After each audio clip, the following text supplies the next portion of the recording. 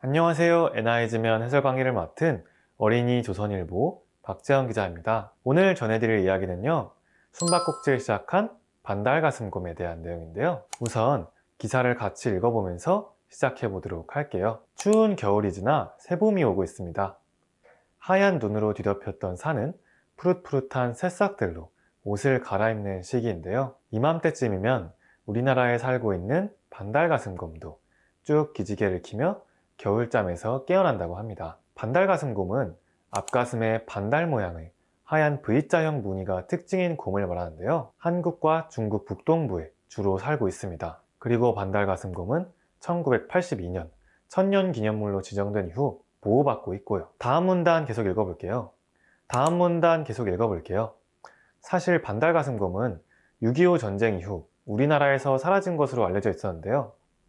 그러다 정부가 1996년 반달가슴곰이 살던 흔적을 발표하면서 관심이 모이게 됐습니다. 원래는 우리나라에서 사라진 줄 알았던 반달가슴곰이 다시 발견되자 사람들이 관심이 모인 거죠. 정부는 반달가슴곰 4마리를 지리산에 풀어놓은 후 복원에 힘을 쏟았는데요. 이때 복원은 성공적이었다고 합니다.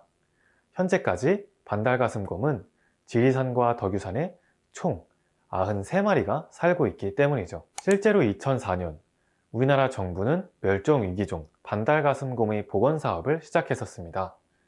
반달가슴곰이 생태계에 이로운 영향을 끼칠 수 있기 때문이었는데요. 반달가슴곰이 생태계에 끼치는 이로운 영향은 여러 가지가 있습니다. 첫 번째로 먹이를 구하는 과정에서 이로운 영향을 끼치는데요. 먹이를 구하는 과정에서 나뭇가지를 부러뜨려 깊은 숲속까지 햇빛이 들게 식물들이 잘 자라나게 해줍니다. 다음으로 두 번째로는 소화력이 약한 곰은 식물 씨앗을 먹고 배설물에 나오는 경우가 많아요. 그래서 씨앗이 그냥 떨어진 것보다 2배 이상 싹이 잘 튼다고 합니다. 그리고 마지막 세 번째로는 혼자 생활하는 습관을 가진 곰은 씨앗을 더 널리 퍼뜨려 줄 수 있고요. 이처럼 곰은 생태계에 이로운 영향을 끼치면서 숲의 파수꾼 역할을 한다고 합니다. 다음으로 마지막 문단 계속 읽어볼게요. 문제는 반달가슴곰의 숫자가 너무 늘어나서 위치가 확인이 안 되는 곰이 54마리나 된다는 겁니다. 반달가슴곰이 산 전체를 돌아다니는 5월이 되면 등산객과 만나 사고가 날 가능성이 높아 위험합니다. 곰이 사람을 습격할 수 있기 때문인데요. 실제로 2023년 한 반달가슴곰이 지리산을 벗어난 적이 있었습니다. 사람들은 곰이 피해를 끼치기 전에 사로잡기 위해 마취총을 쐈지만 실패하고 말았고요. 도망갔던 곰은 계곡에 빠져 생명을 잃고 말았습니다. 지금 보이는 사진이 바로 도망쳤던 곰의 사진인데요. 국립공원공단 관계자가 반달가슴곰 오삼이 죽음을 확인하는 모습입니다. 이처럼 사람과 반달가슴곰이 만나면 여러 사고가 일어날 수 있는데요. 따라서 사람과 반달가슴곰이 공존하기 위한 고민이 필요하답니다. 이제 문해력 쑥쑥 세 문제 같이 살펴보도록 할게요. 첫 번째 문제는요, 반달가슴곰이 어디에 살고 있는지 기사에서 찾아 적어보는 문제였습니다. 이 문제에 대한 정답은 기사의 두 번째 문단 마지막 문장에서 찾을 수 있었는데요. 같이 한번 다시 읽어보도록 할게요. 현재 반달가슴곰은 지리산과 덕유산에 총 93마리가 살고 있다고 명시되어 있습니다. 그래서 첫 번째 문제의 정답은 지리산과 덕유산이라고 적을 수 있겠네요. 다음은 두 번째 문제인데요.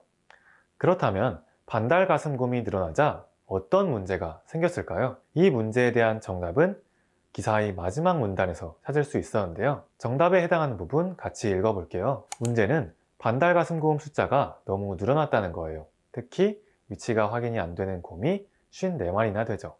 반달가슴곰이 산 전체를 돌아다니는 5월이 되면 등산객과 만나 사고가 날 가능성이 높아 위험해요. 즉, 이를 한 문장으로 정리하면 숫자가 너무 많이 늘어 사람과 곰 모두 사고가 날 가능성이 증가한다는 겁니다. 이제 마지막 문제 살펴볼 텐데요.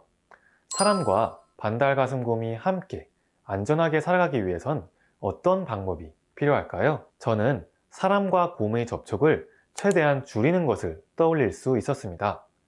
우선 이를 위해서는 탐방로를 벗어나 곰의 서식지로 들어가지 말아야 합니다. 우리가 등산을 할 때 정해진 길이 아니라 다른 길로 가게 되면 곰을 만날 확률이 아무래도 높아지게 되는 거죠. 다음 방법으로는 반달가슴곰이 먹이인 머루나 도토리 등을 줍지 않는 것입니다.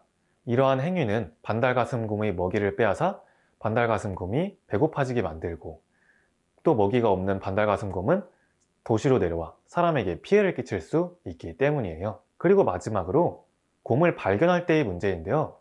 실제로 곰을 발견하게 되면 뛰지 말아야 합니다. 다만 시선을 정면에 두고 천천히 뒷걸음질을 쳐야 한다고 하네요. 사람과 반달가슴곰 모두 함께 안전하게 살아가기 위해선 어떤 방법이 필요할지 여러분의 생각도 답안지 적어주시기 바랍니다. 이상으로 오늘의 해설 강의 마치도록 할게요. 감사합니다.